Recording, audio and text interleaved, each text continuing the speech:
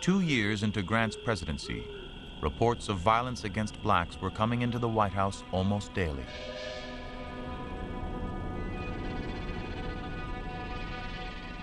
Black men holding public office were in particular danger. The object is to kill out the leading men of the Republican Party, men who have taken a prominent stand, wrote a black office holder in Florida. If "Let us have peace" was to be more than an empty slogan, Grant would have to do something about what was called the Negro problem. He searched for a way to protect the freedmen without resorting to military force. He didn't want to fight what he called a second civil war. Didn't want to do it. Didn't want to be the guy that sent troops back into the South and started this thing all over again. The master strategist of the Civil War now devised a simple yet startling plan. In the heart of the Caribbean, 650 miles from Florida, lay the Dominican Republic, then called Santo Domingo. It was an independent nation that shared its island home with another black republic, Haiti. The island, Grant wrote, is very fertile and is capable of supporting 15 millions of people. Annexing Santo Domingo would give the United States a strategic military and trading base in the region. It could also serve as a safe harbor for Southern blacks. Grant envisioned a black-run center of political power, free from white authority and prejudice. An American place for blacks to go, or threaten to go, if the outrages they suffered in the South continued. This was an idea that not many other people shared, that if black Americans could immigrate to Santo Domingo voluntarily, that would improve their treatment in the South. That is, if landowners thought they were going to lose their black labor, that they would pay them more or treat them better. Santo Domingo would have worked. It certainly would have altered the way the South treated blacks. They needed these people. They knew that. And if there had been some alternative, somewhere to go, certainly it would have changed the way things worked out.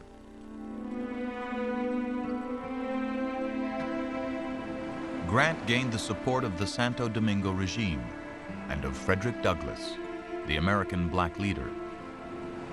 But many whites, North and South, deplored the idea of a mostly black nation becoming part of the U.S.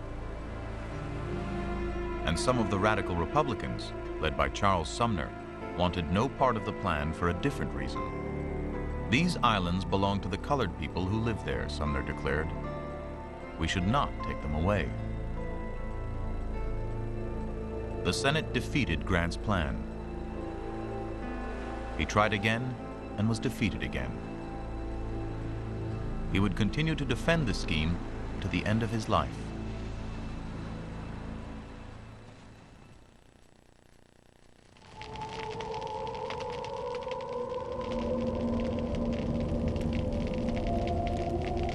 The terror in the South continued. In South Carolina, under torchlight and hidden beneath sheets, they called themselves the Ku Klux Klan.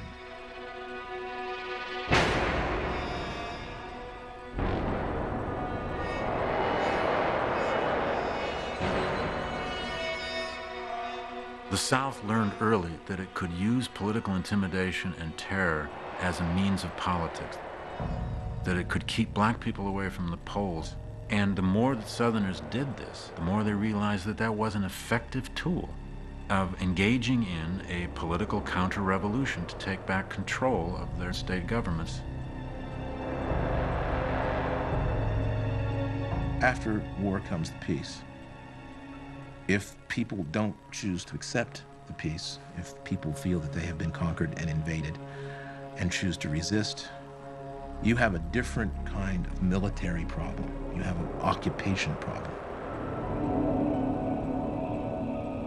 So when Nathan Bedford Forrest and others conceived of this idea of a resistance movement that would terrorize the blacks, terrorize the white school teachers who had come into the South, terrorize generally up and down the countryside, it required a strong response.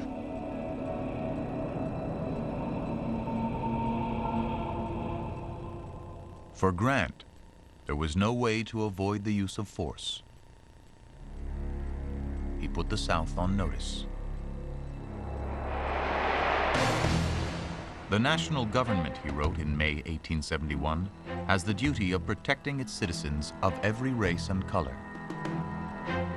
The president then persuaded Congress to back an enforcement act that allowed him to use federal troops against terrorists. Then, in October 1871, he moved against the Klan in South Carolina. Hundreds of Klansmen were arrested. Many were tried, convicted, and sent to prison. Southern resistance would continue, but the Klan would not rise again for 40 years. He reacted with a kind of forcefulness that I think is difficult for us to realize how striking it was. To use the way he did federal troops and to use the power of the federal government through the Justice Department was a marked departure from American tradition. Many Southerners condemned Grant, but the rest of the country was behind him, heartened to see the hero of the war in action once again. It seemed the baby politician was getting better at the presidential game.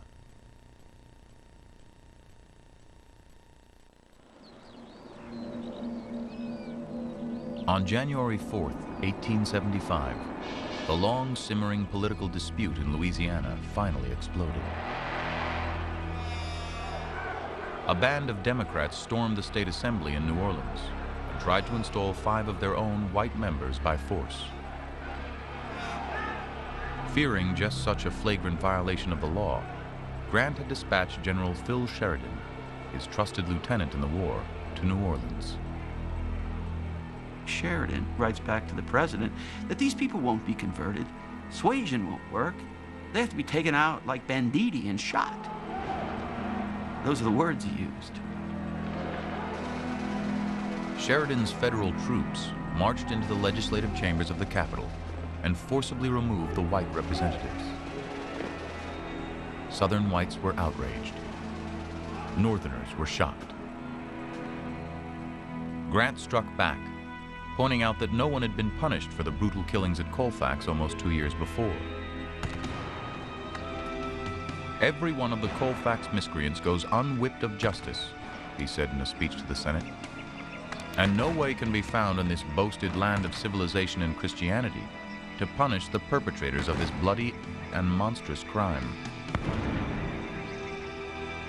Grant feels that people have been wronged, Americans have been wronged, and he thought of black people as Americans. He wasn't a racist in that regard, and he thought they deserved equal rights at this point, and certainly protection of the law living in this country.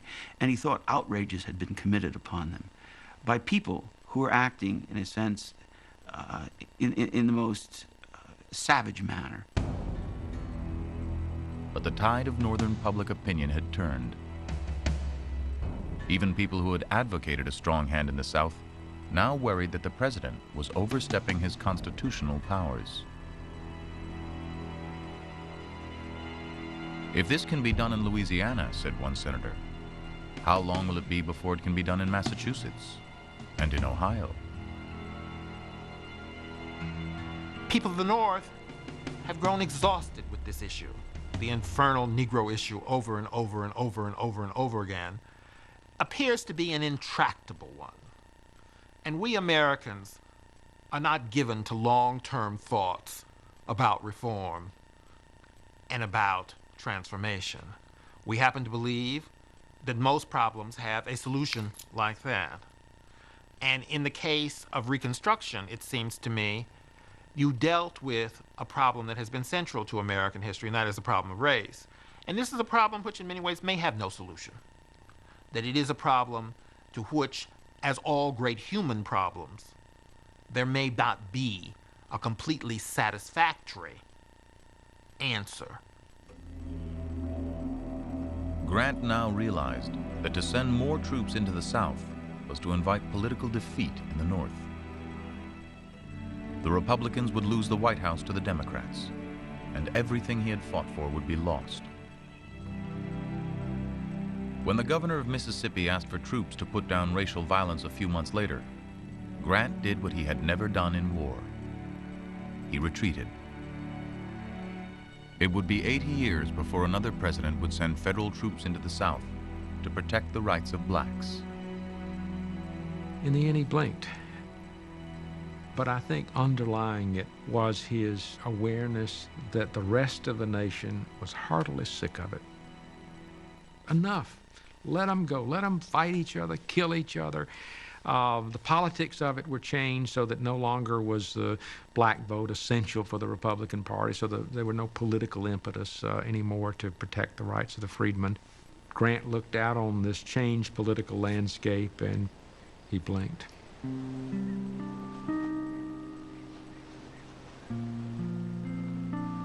There would be peace, but it was not the kind of peace Grant had hoped for.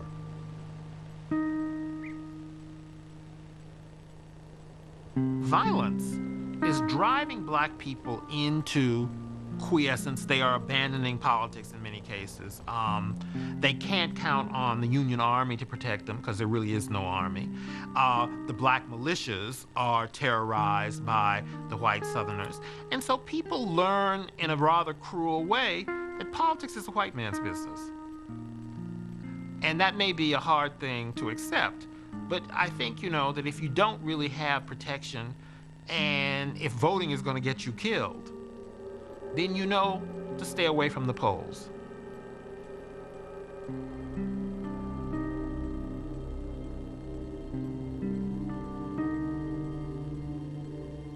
I think the South won the peace.